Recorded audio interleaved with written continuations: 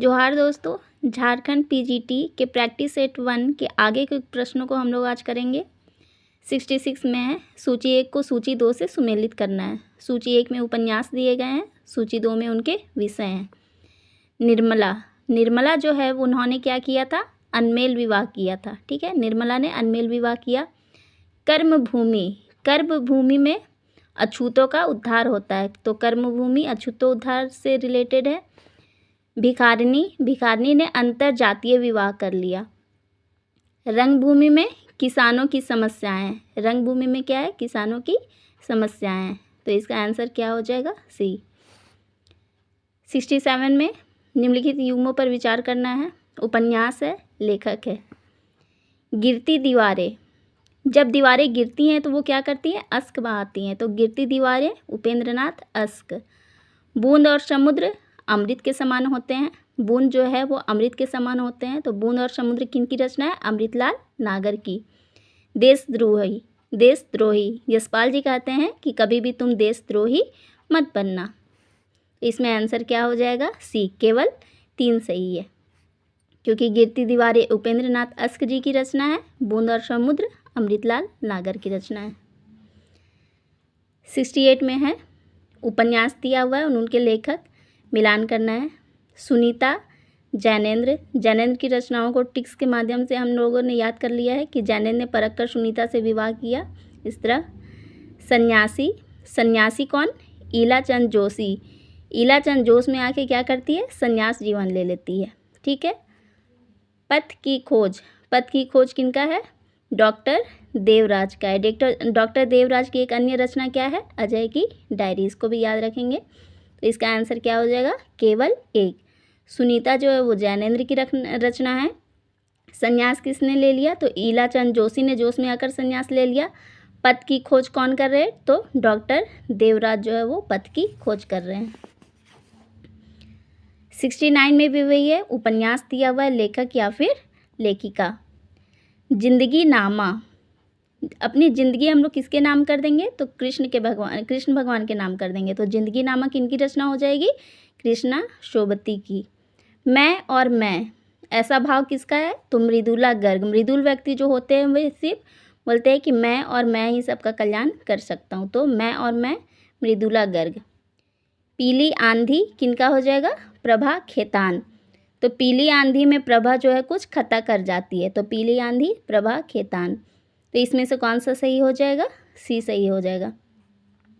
जिंदगी नामा किनका है? जिंदगी नाम कर देंगे कृष्ण भगवान के नाम। मैं और मैं, मृदुल व्यक्ति बोलेगा। पीली आंधी में प्रभा खता कर गई, तो प्रभा खेतान, तो केवल सी सही है। अगला प्रश्न है, निम्नलिखित कथनों पर विचार कीजिए। पहला है, किस्सा गुलाम नामक उपन्यास में आईआईटी में हरिजनों से भेदभाव की कहानी प्रस्तुत की गई है। दूसरा में दिया गया है, परिशिष्ट उपन्यास में शूद्र जाति में पैदा हुए एक युवक की कहानी प्रस्तुत की गई है। तो इनमें से कौन सा सही है? तो इसमें से कौन सा सही हो जाएगा? डी सही हो जाएगा। अर्थात ना तो 1 सही है और ना 2 सही है, दोनों कथन गलत है। ऐसा कैसे हो गया? तो किस्सा गुलाम जो है वो रमेश चंद्र शाह की रचना है, और इसमें क्या है? शूद्र जाति में पैदा हुए एक युवक की कहानियाँ प्रस्तुत की गई है। किसमें? किस्सा गुलाम में। और जो परिशिष्ट रचना है यह गिरिराज किशोर का है, और इसमें क्या बताया गया है कि आईआईटी में हरिजनों से भेदभाव की कहानी को प्रस्तुत किया गया है। किसमें? परिशिष्ट में। अगला प्रश्न, मनोहर श्याम जोशी, सुरेंद्र वर्मा, वीरेंद्र जैन किस धारा के उपन्यासकार हैं? तो ये किस धारा के हैं? उत्तर आधुनिकता के ये उपन्यासकार हैं। और उत्तर आधुनिकता में क्या होता है? तो यह एक अवधारणा है जो कि मध्यकालीन भावुकता व आस्था तथा आधुनिक वैज्ञानिकता, तार्किकता दोनों के ही केंद्रीकरण का ये क्या करती है? निषेध करती है। अगला प्रश्न को देखेंगे, निम्नलिखित कथनों पर विचार कीजिए।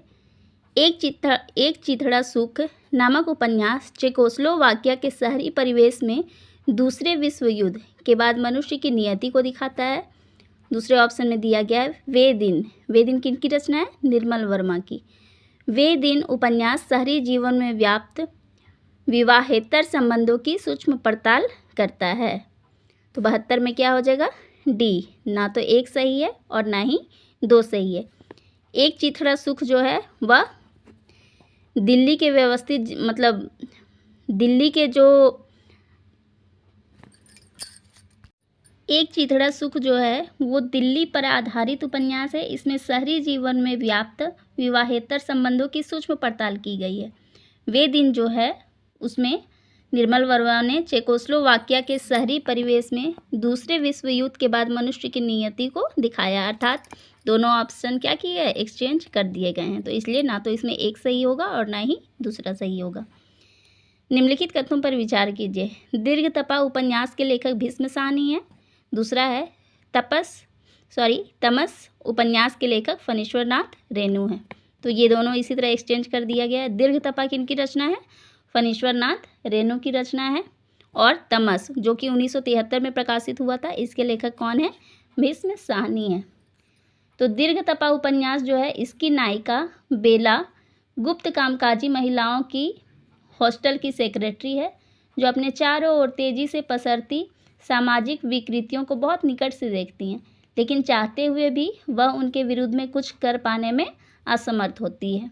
और तमस जो है भीष्म साहनी की, इसमें देश के विभाजन से जुड़ी सांप्रदायिकता की समस्या को दिखाया गया है। तो याद रखेंगे, दीर्घ तपा फणीश्वर नाथ रेणु जो है बहुत ताप सहन किया दीर्घ तपा, और तमस किनका हो जाएगा, भीष्म साहनी। खड़ी बोली के आरंभिक विकास के स्रोतों में शामिल है। तो इनमें से कौन कौन स्रोत शामिल हैं, तो ये तीनों शामिल होंगे, खुसरो साहित्य, संत काव्य और दक्षिणी हिंदी। निम्नलिखित कथनों पर विचार करना है। पहला ऑप्शन है, खड़ी बोली का साहित्यिक विकास वस्तुतः 19वीं सदी के बाद ही शुरू हुआ। दूसरा ऑप्शन में है, खड़ी बोली के विकास क्रम में अब यह निर्विवाद रूप से मानक हिंदी का मूल आधार है। तो ये दोनों कथन आपके क्या है, सही है। तो ऑप्शन सी सही हो जाएगा। निम्नलिखित कथनों पर विचार करना है। बलभद्र प्रसाद दीक्षित ब्रजभाषा से संबंधित रचनाकार है। दूसरा है, हिंदू प्रेमाख्यानकारों की रचनाएं अवधी बोली में रचित हैं। तो इनमें से कौन सा सही होगा, केवल दो सही हो जाएगा, क्योंकि बलभद्र प्रसाद दीक्षित जो है वो ब्रजभाषा के रचनाकार नहीं है, अपितु वो अवधी भाषा के रचनाकार हैं। 77 में है, किसी बोली के भाषा बनने से कई प्रकार के लाभ होते हैं। इन लाभों में कौन कौन से लाभ शामिल हैं।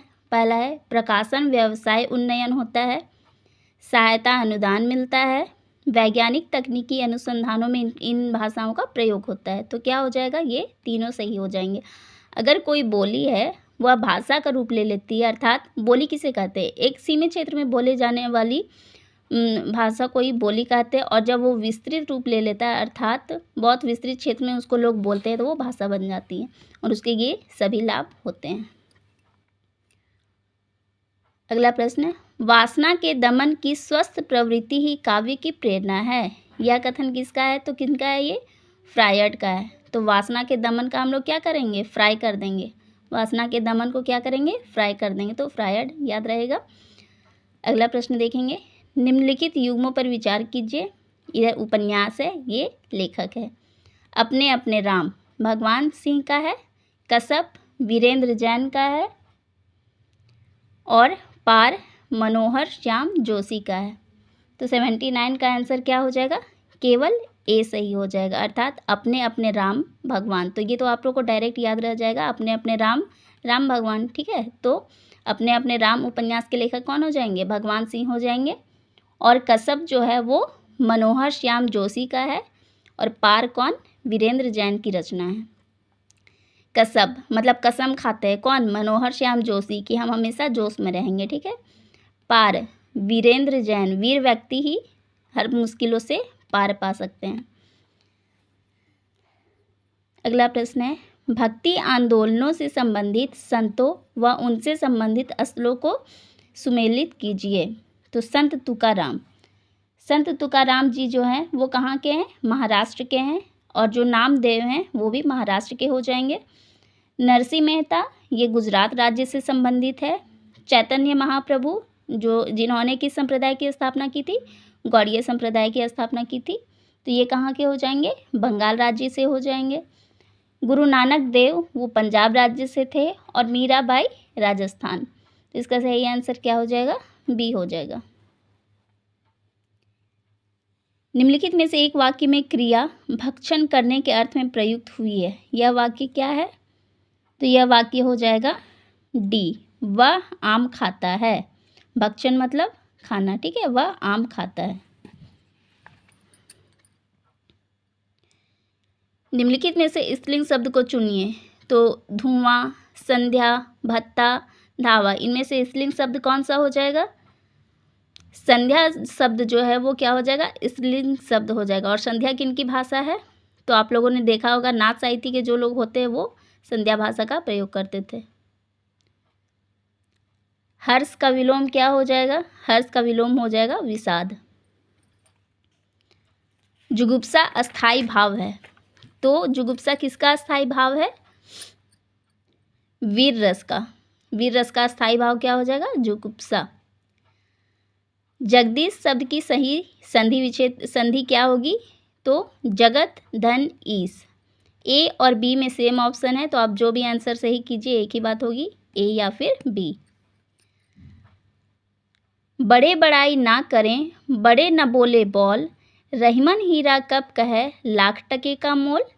रहीम द्वारा लिखित इन पंक्तियों में बड़े शब्द का प्रयोग जिस रूप में हुआ है वह क्या है, तो बड़े बड़ाई ना करे, बड़े न बोले बोल। तो यहाँ पे बड़े शब्द का प्रयोग किस रूप में किया गया है, संज्ञा के रूप में किया गया है, ठीक है।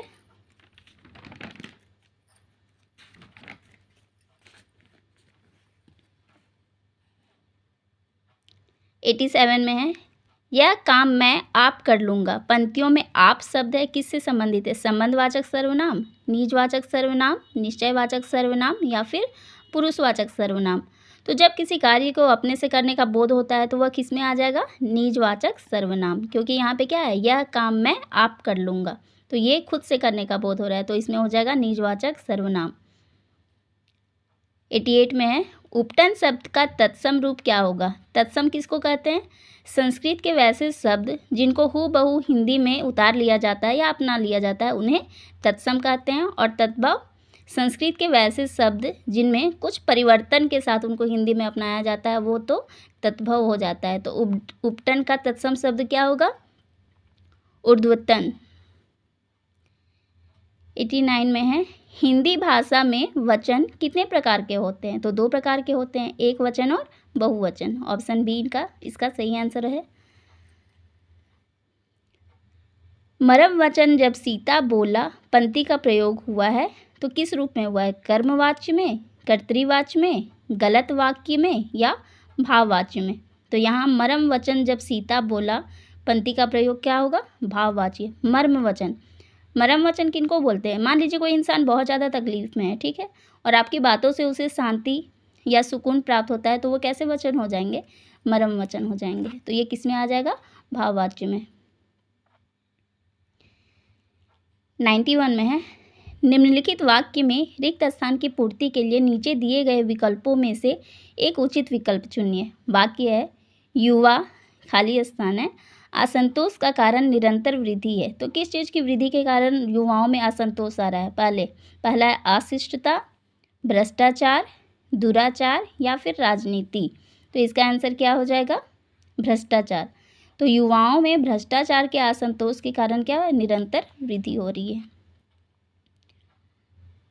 वार्णिक छंदों में किसका विचार होता है, तो वार्णिक छंदों में किसका विचार होता है, वर्ण का। चूलिका किसका भेद है, तो ये प्राकृत का भेद है। राधा गीत गाएगी, वाक्य में काल की पहचान कीजिए। तो ये बहुत सरल है, ये सामान्य भविष्य काल है, अर्थात ये काम हुआ नहीं है, भविष्य में होने वाला है। तो ये क्या हो जाएगा, सामान्य भविष्य काल। 95 नंबर का क्वेश्चन देखेंगे।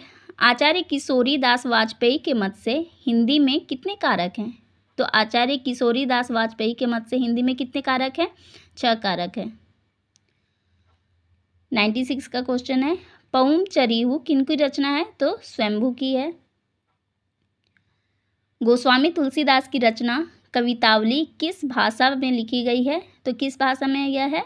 ब्रज भाषा में। तो तुलसीदास ने 2 भाषाओं में लिखा है, ब्रज भाषा और अवधी भाषा। तो इनकी जो कवितावली रचना है वो किस भाषा में है?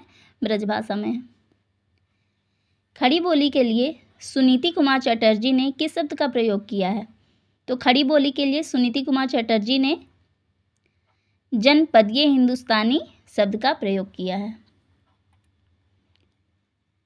सूफी प्रेमाख्यान काव्य परंपरा में आराध्य को प्रायः किस रूप में देखा गया है? गुरु के रूप में, प्रेमी के रूप में, सखा के रूप में या फिर प्रेमिका के रूप में? तो इसका आंसर हो जाएगा प्रेमिका के रूप में। अर्थात सूफी प्रेमाख्यान काव्य परंपरा में आराध्य को प्रायः प्रेमिका के रूप में देखा गया है। छायावाद को स्थूल के प्रति सूक्ष्म का विद्रोह किसने कहा? तो डॉक्टर नगेंद्र ने। स्थूल के प्रति सूक्ष्म का विद्रोह कौन करेंगे? नाग देवता करेंगे। तो इसको नगेंद्र याद रख लीजिएगा। निम्नलिखित में से कौन मिस्र बंधुओं में नहीं शामिल है? तो कौन शामिल इसमें नहीं है? कृष्ण बिहारी मिश्र ये मिस्र बंधुओं में शामिल नहीं है। बाकी श्याम बिहारी, गणेश बिहारी, सुखदेव बिहारी ये तीनों किसमें शामिल है? मिस्र बंधुओं में शामिल है। रस गंगाधर के रचयिता कौन है? तो इनके रचयिता है पंडित राज जगन्नाथ। सूर्य पुलिस में नहीं जाएगा, रोध होकर चुप हो जाएगा। सूरदास की झोपड़ी कहानी में यह कथन किसका है? तो यह कथन किनका है? भैरव का है।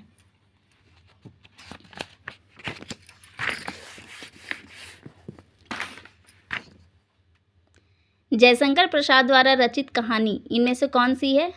तो कौन सी इनकी रचना है? जयशंकर प्रसाद की है गुंडा। शंकर भगवान का प्रसाद तो गुंडे लोग भी लेते हैं। ठीक है, इसको ऐसे याद कर लेंगे कि शंकर भगवान का प्रसाद तो गुंडे लोग भी लेते हैं। लेखक के मतानुसार बाजार का बाजारूपन कैसे बढ़ जाता है? तो जब बाजार से अनावश्यक खरीदारी लोग कर लेते हैं तो उसमें क्या हो जाता है? बाजार का बाजारूपन बढ़ जाता है।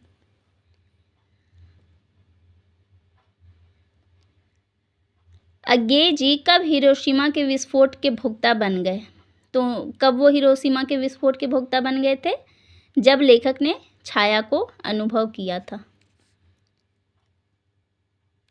मन्नू भंडारी ने कौन से दशक में कहानी को नया मोड़ दिया?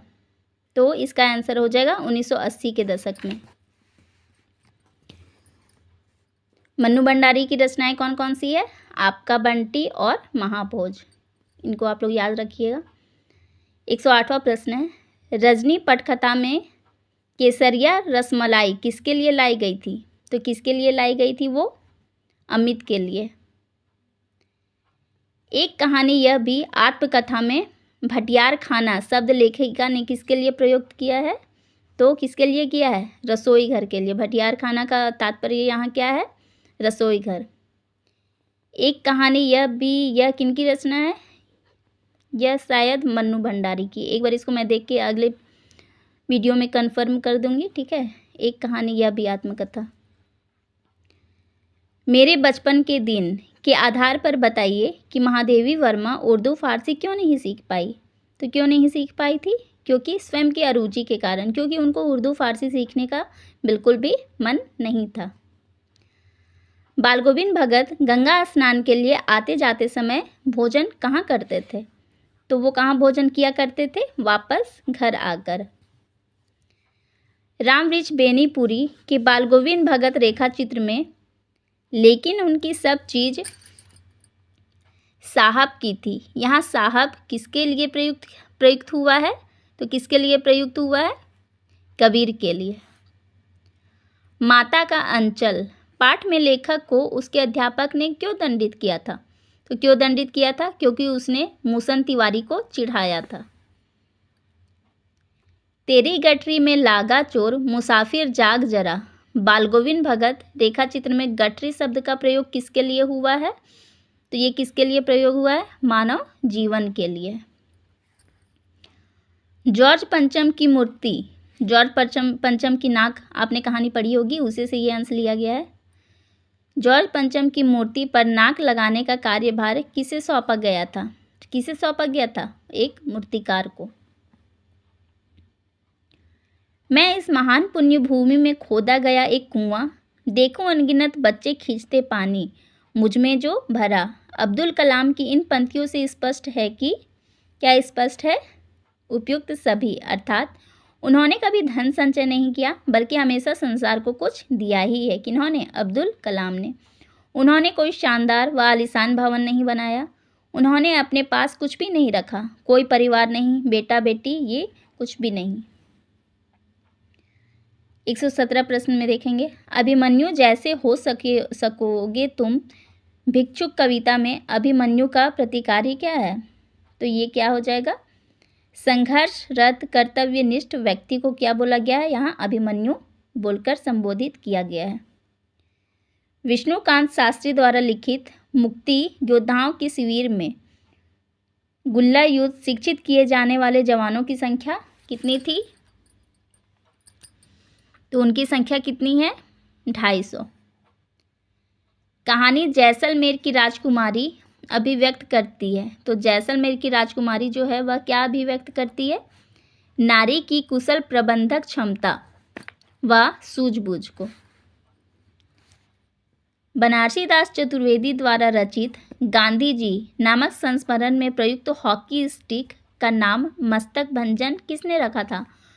तो ये तो आप लोगों को समझ में आ गया कि गांधी जी जो संस्मरण है वो किनकी रचना है? बनारसी दास चतुर्वेदी जी की है। और उसमें जो हॉकी स्टिक है उसका नाम मस्तक भंजन किसने रखा था? तो किसने रखा था? माखनलाल चतुर्वेदी जी ने। निम्नलिखित में से कौन तार सप्तक का कवि नहीं है? तो तार सप्तक के कवि कौन नहीं है? शमशेर बहादुर सिंह। तार सप्तक अर्थात पहला तार सप्तक है ना, जो 1943 में प्रकाशित हुआ था, उसे हम लोग तार सप्तक बोलेंगे। शिवपालगंज किस उपन्यास से संबंधित है? तो शिवपालगंज किस उपन्यास से संबंधित है? राग दरबारी। भरत मुनि के अनुसार काव्य में कुल कितने गुण होते हैं? तो 10 गुण होते हैं। 10 गुण और 10 दोष होते हैं। इसको आप लोग याद रखिएगा। किनके अनुसार? भरत मुनि के अनुसार। इनकी रचना कौन सी है? नाट्यशास्त्र। हिंदी वर्णमाला में अम और अह क्या है? अ और अह क्या है ये? तो क्या हो जाएगा ये? अयोगवा।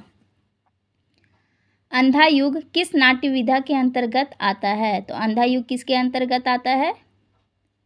गीति नाट्य। अंधा युग रचना किसकी है? धर्मवीर भारती की। दो राह समय के रथ का घर घर नाद सुनो, सिंहासन खाली करो कि जनता आती है। उपयुक्त पंक्तियां किनकी कविता से उद्धृत है? ये पंक्ति किनकी है? रामधारी सिंह दिनकर की।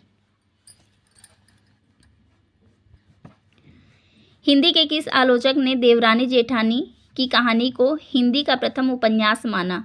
तो किन्होंने माना है? गोपाल राय ने। समालोचनादर्श के शीर्षक से एसे ऑन क्रिटिसिज्म का अनुवाद किन्होंने किया है? तो किसने किया?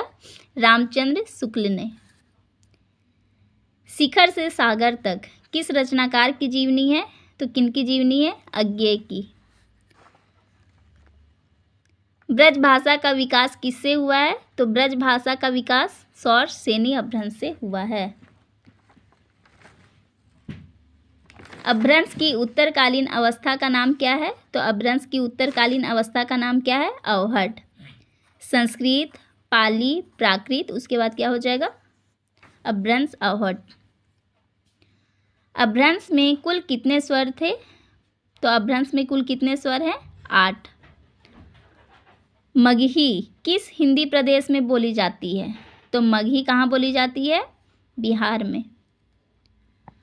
भाषाओं के पारिवारिक वर्गीकरण का आधार क्या है? तो भाषाओं के पारिवारिक वर्गीकरण का आधार है इतिहास।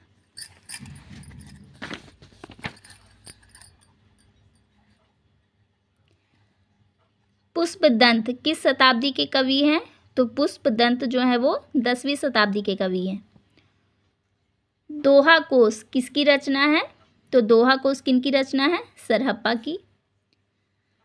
काव्य की रीति सीखी, सुखबिन सो देखी सुनी, बहु लोग की बातें, इस काव्योक्ति के कवि कौन हैं? तो इसके कवि कौन हो जाएंगे? भिखारी दास। हरी रस पिया जानिए जे कबहू ना जाए खुमार। मैं ममता घूमत फिरे नाही तन की सार। क्या पंक्तियाँ किनकी है? तो यह कबीरदास की पंक्तियाँ हैं। देव कवि की रचना कौन सी है? तो देव कवि की रचना है भाव विलास। साहित्य लहरी की रचना कौन है? सूरदास। सूरदास की रचनाएं कौन कौन सी है? सूर सरावली, साहित्य लहरी, ये सूरदास की रचनाएं हैं। अष्टछाप की स्थापना किसने की थी? तो अष्टछाप की स्थापना किसने की है? विट्ठल नाथ ने।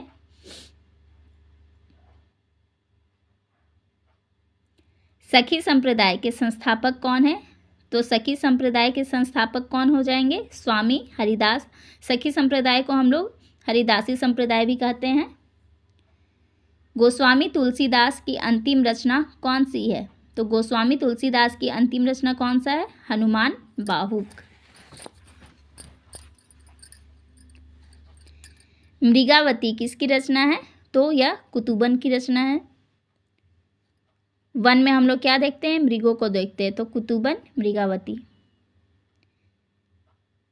निम्नलिखित काव्योक्ति तुलसी की किस रचना से है? श्रुति सम्मत हरि भक्ति पथ संजूत विरति विवेक। तो यह किस रचना से ली गई है? रामचरित मानस से। शब्द शक्ति के विषय में निम्नलिखित कथन किसका है?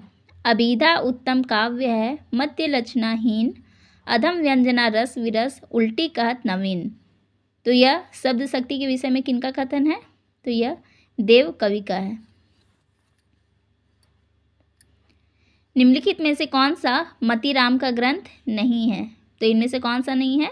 रस विलास। निम्नलिखित में से कौन रीति मुक्त कवि नहीं है? तो रीति मुक्त कौन नहीं है इसमें? पद्माकर, ये रीतिबद्ध कवि हैं। चंडी चरित्र किसकी रचना है? तो गुरु गोविंद सिंह की रचना क्या है? चंडी चरित्र। ज्यों ज्यों बसे जात दूरी दूरी प्रिय प्राण मोरी, त्यों त्यों धसे जात मन मुकुर हमारे में। भ्रमर गीत प्रसंग से संबंधित उपयुक्त पंक्तियों के कवि कौन हैं?